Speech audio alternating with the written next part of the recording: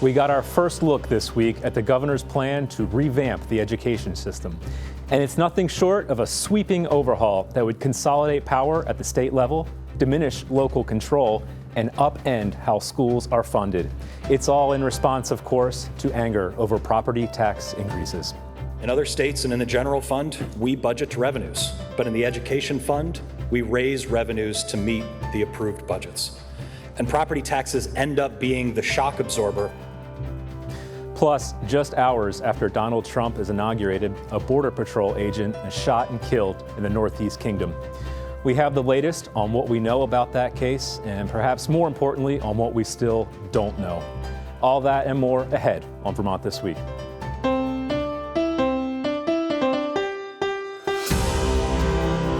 From the Vermont Public Studio in Winooski, this is Vermont This Week. Made possible in part by the Lintelak Foundation and Milne Travel. Thanks for being with us. I'm Mark Davis in for Mitch Wortlieb. It's Friday, January 24th. We have a lot to get to on today's show. Joining us on the panel today, we have Lola Duffort from Vermont Public, Carly Berlin from VTDigger and Vermont Public, and making his return after nearly 6 years, Neal Goswami, editor over at VTDigger. Thank you all for being here. I think, as we noted early in the show, odd number of panelists and yet a direct, even split between two outlets. Probably the first time that's ever happened on the show. We begin with what seems to be topic A in Vermont right now, almost every week, and that is our education system. Lola, the governor signaled in his inaugural address a few weeks ago that he had some big ideas for overhauling education in Vermont. We learned this week he wasn't kidding. He was not. He really decided to go big or go home.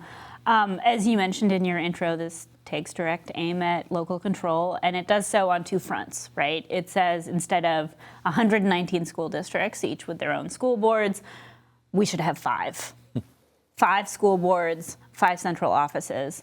And it also says that instead of local school districts deciding how much they're going to spend and then the state paying that, the state should decide how much school districts should spend and then give them that amount. So, you know, a pretty dramatic reversal from how we do business today. What do you make of it, Neal? I mean, it's hard to overstate just how massive a change this would be. And how unlikely even a year or two ago it would be that the governor could put this type of proposal on the table and go away unscathed. Now, it remains to be seen if this type of bold proposal can get through the legislature. But the fact that it's out there and he can propose it really shows you just how pervasive the anger was over rising property taxes.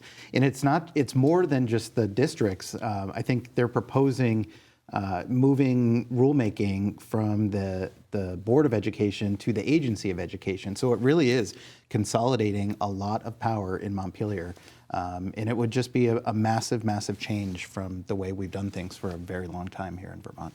Yeah. Well, I remember, we worked on a story together last summer, and we found quotes from numerous governors over decades of both parties talking about the need to do something like this.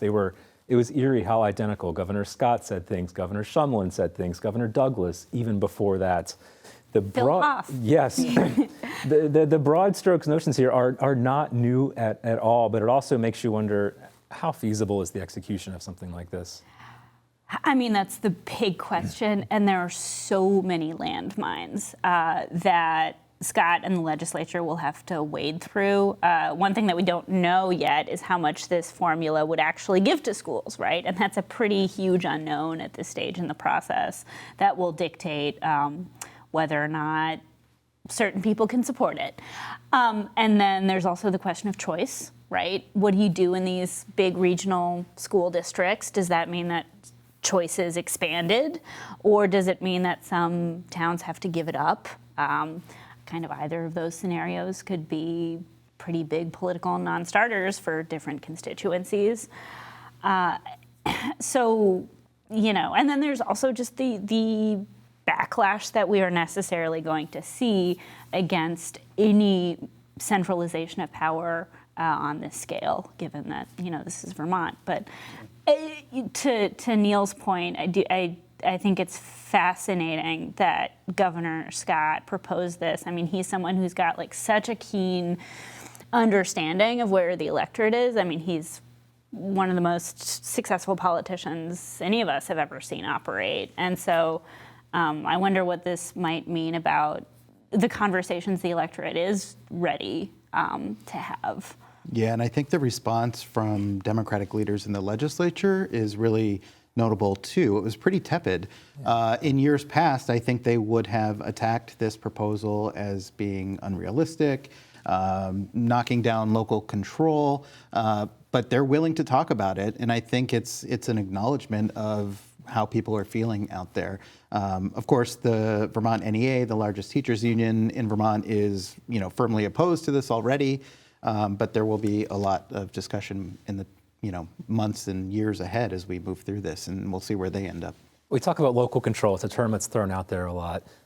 For someone who hasn't been in Vermont as long as you have, can you sort of speak to and explain like what that means to people in smaller towns, why this is such an important thing? Yeah, I mean, I think we have over 100-something school districts. We have 119. 119. And what's crazy about that is that getting to 119 was such a crazy fight. I mean, Neal was here, I was here during the Act 46 wars of 10 years ago, and that's when we went from like 300 school districts to 119, and that was, so it's just so funny that now we're having this conversation, which just makes Act 46 look like nothing at all. And communities they're so used to having their hyper-local boards put together school budgets for, at times, individual schools, not just supervisory unions with multiple schools. But they're very used to having this done at an extremely local level.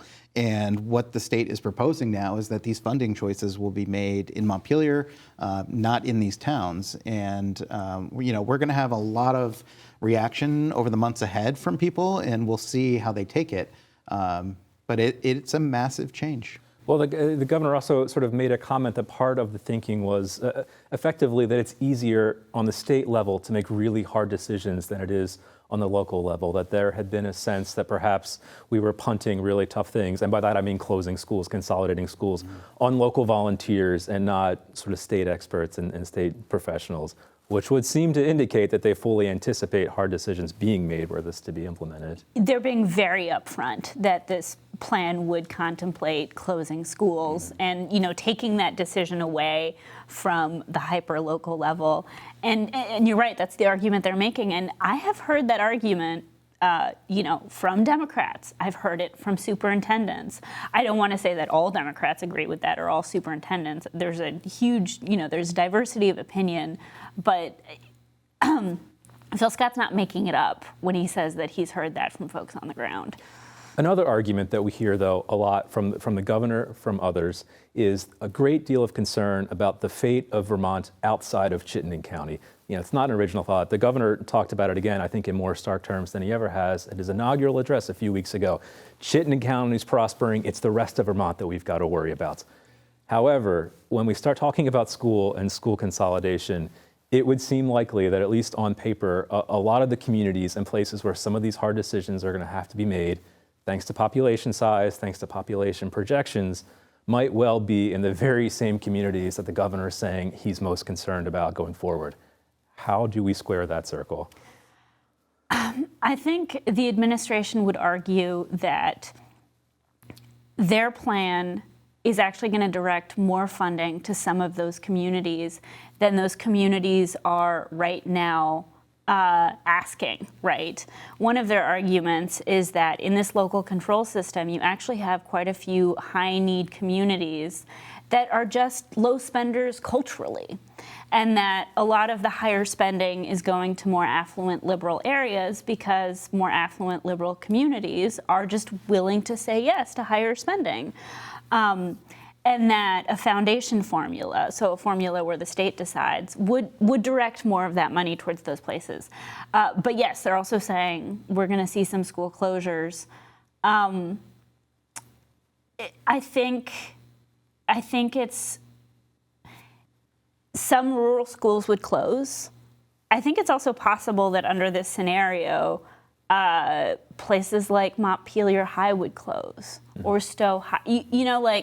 Places where it's not it's actually because they're not geographically isolated that the argument could be made that they close. And I think, a lot of opposition or championing of this system will boil down less to kind of partisan politics and more to geography. Right. And to be clear, there aren't specific decisions like that, or proposals on that on the table right now. That's where we are this week. Neal, to wrap this up, where does this go from here? I mean, I think you're going to have some pretty interesting committee hearings in the legislature this year with a lot of tough questions from lawmakers and others testifying in committee, really hammering the administration with questions to understand the full impact of this. If I was betting, I don't know if I'd bet on moving this forward because it's such a massive change. But given the state of affairs with property taxes in Vermont, it's possible. Much more to come, obviously. The week started Monday afternoon. So many of us were glued to the coverage of President Donald Trump's swearing-in ceremony down in Washington, D.C. Just hours after that, we got some tragic and shocking news up in the Northeast Kingdom.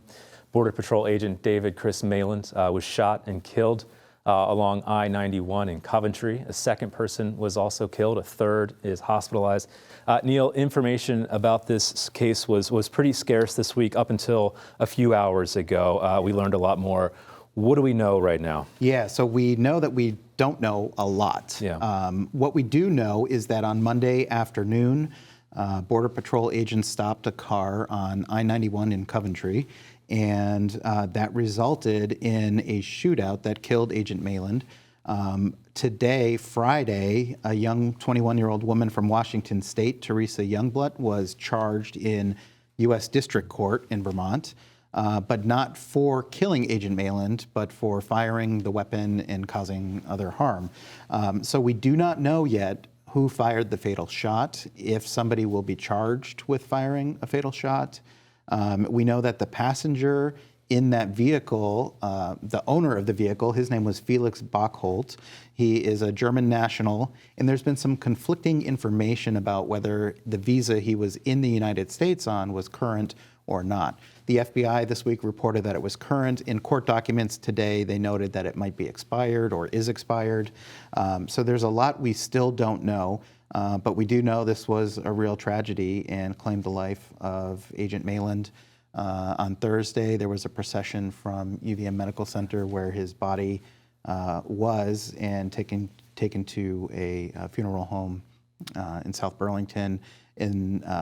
There was at least 200 police vehicles in that procession, just a really remarkable sight. Yeah, difficult news, and sure we'll learn more in the weeks to come in court probably there. Back to the State House, we started talking about sweeping changes to the education system.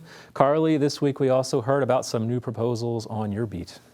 Indeed, yeah, and some overlap here too, in a way. So we got some information this week about what the Scott administration wants to see in terms of housing policy this legislative session. They started off this press conference earlier this week by just underscoring how much more housing we need in the state. The number they gave was about 41,000 more homes by the end of the decade. We have lots of estimates that get thrown around about how much more housing we need. This one, takes into account both how do we house people who are homeless, get our, rental vacancy rate back to a healthy state, but also how do we grow our grand lists and, ease property tax burdens on people here. So that was sort of the scene setter. Policy-wise, there were kind of three major buckets of things that the administration wants to see.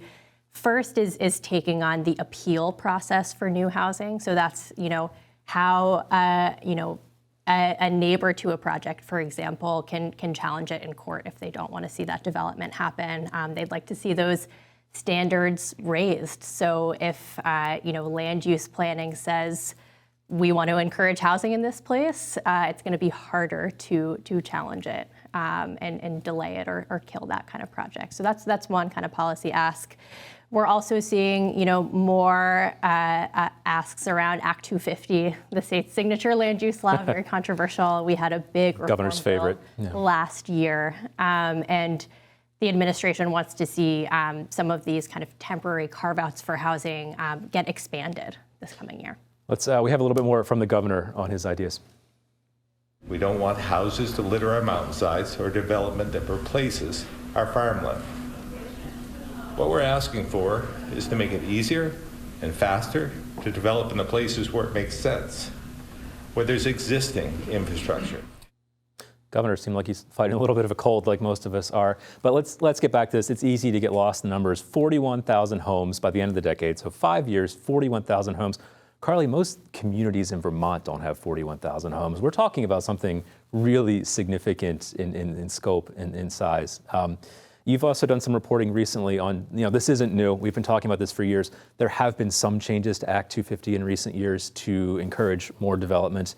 There is at least some indication that those are working a little bit. You've done some reporting around that. Yeah, exactly. So last legislative session, there was this big Act 250 reform bill that had these temporary exemptions for housing in certain places. So think downtowns, village centers, things like that. You could go through, get a project permitted, and not have to get that extra kind of state land use sign off. Yeah. And we've seen developers respond. We took a look through the Act 250 database and did an analysis right before the turn of the year. There were about a dozen projects that had taken advantage of these exemptions just over the course of a couple of months. And I spoke to a number of developers. I can think of one in Virgins, one in Brandon, who were making decisions to go forward with some more ambitious projects that they just said they wouldn't have taken on if they had needed to go through the Act 250 review process. I think you reported the Virgins project was going to be 9, then it was going to be 10, now maybe it's going to be 75. Exactly. So, really kind of thinking at this larger scale that you just don't see that regularly in some of our smaller towns. All right, 41,000 to go. Thank you. Well, because of the nature of their work, confidentiality laws, we tend not to hear a lot about the Department for Children and Families unless something sort of comes up onto the radar. Lola, we had something like this week, a lawsuit on behalf of a mother and some allegations of conduct from DCF and some other providers that seem alarming. What can you tell us? Yeah, so the ACLU and actually a couple other groups filed this lawsuit on behalf of this woman, making some pretty shocking allegations. They said that DCF basically conspired with private medical providers to receive confidential information they were not entitled to by law. This lawsuit was against DCF, but also Copley Hospital and Lund. And did this in order to kind of build this trumped up case to take her child away. And that they also, in so doing, tried to intervene while this woman was giving birth to alter the course of how she was giving birth. They tried to force her to have a cesarean section. A quote from one of the ACLU lawyers that just continues to ring in my head was that, staff at Copley Hospital were texting DCF staff about the dilation of this woman's cervix while she was in labor, and she was none the wiser. These are all allegations I should, again, highlight. And the second kind of really interesting, shocking part of this lawsuit is they're alleging this kind of practice is not unique to this situation, that DCF kind of routine maintains this list of women that are pregnant, that they deem likely unsuitable for parenthood, and that they kind of surveil them by accessing their medical information through staff at providers across the state.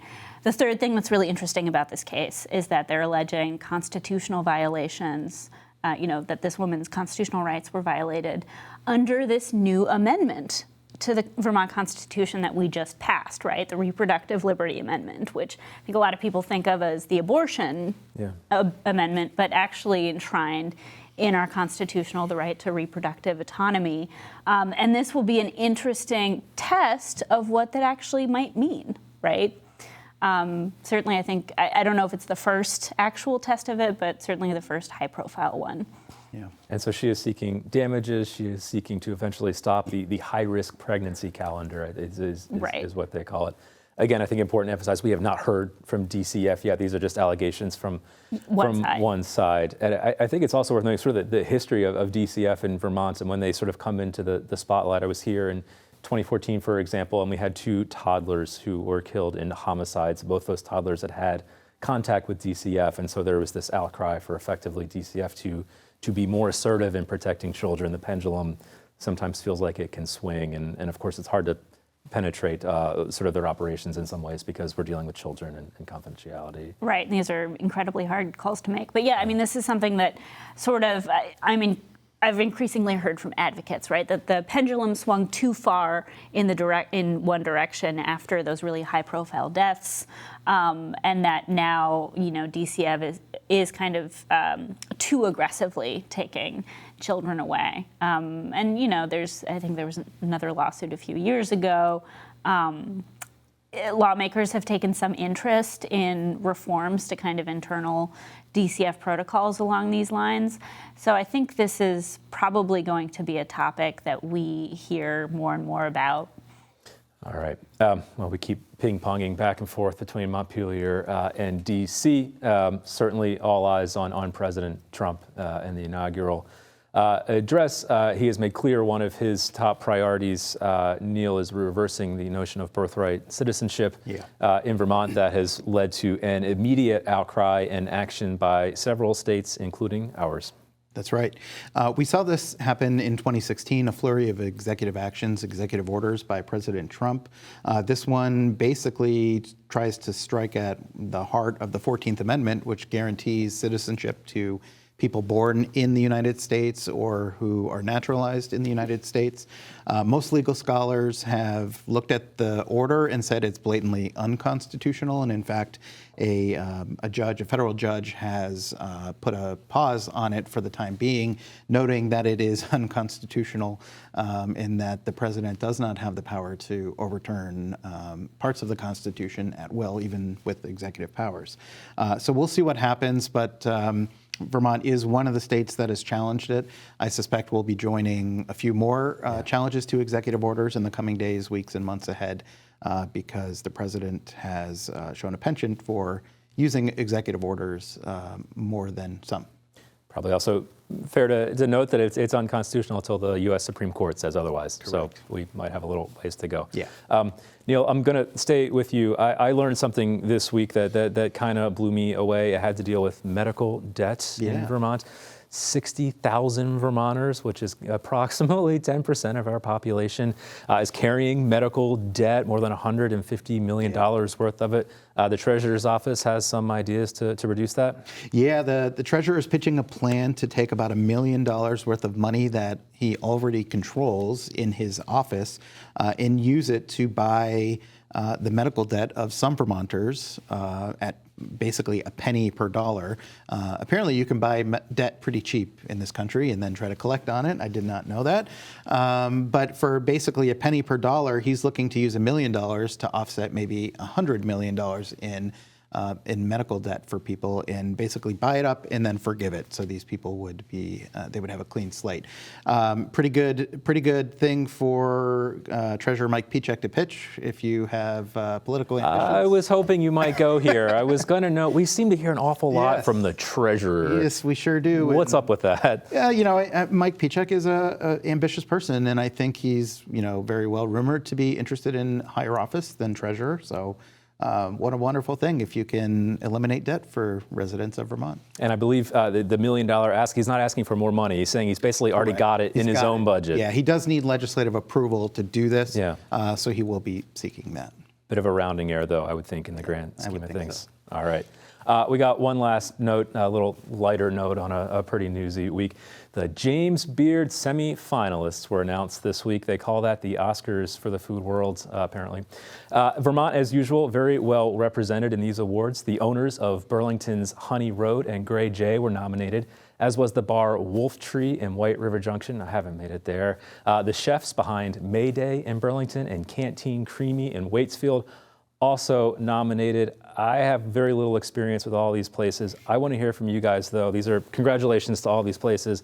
I want to hear about snubs, though. Who should have been on this list, Carly, that hasn't been in Vermont? Oh gosh, I have been really loving the new pizza place Rogue Rabbit in Burlington. That is where I've been trying to establish myself as a regular. So All right. that'll be on my list. Lola, notoriously very sophisticated taste. What about you? Give me someone who needs to wear a beard to work. Wild in Montpelier. Best Thai food. So good. Yeah. All right. So good. Yeah. Not very creative, though. Neal, what do you got for me? You know, I'm a big fan of Poco in Burlington, one of my Okay. favorite places to dine and share plates with people. So I would put them on the list if I had the power. Okay, not bad. You're all wrong. The answer to this question conclusively is Al's in South Burlington, the best French fries, the best milkshakes, Fair. best ambiance, nicest staff. Spent my 40th birthday there. The people at James Beard need to get this together. Next year, we need to be talking about Al's as a nominee. Maybe we could start a campaign. I think we just did, actually, and you've all been forced to join whether you want to or not. All right, well, thank you. This has been a newsworthy week, a challenging week, and thank you all for being here. We'll leave it for today. Back next week with Mitch. I want to thank our panelists, Lola Duffort from Vermont Public, Carly Berlin from VTDigger and Vermont Public, and Neal Goswami back from VTDigger. Come see us again real soon. Thank you, everyone, for watching today, and have a great weekend.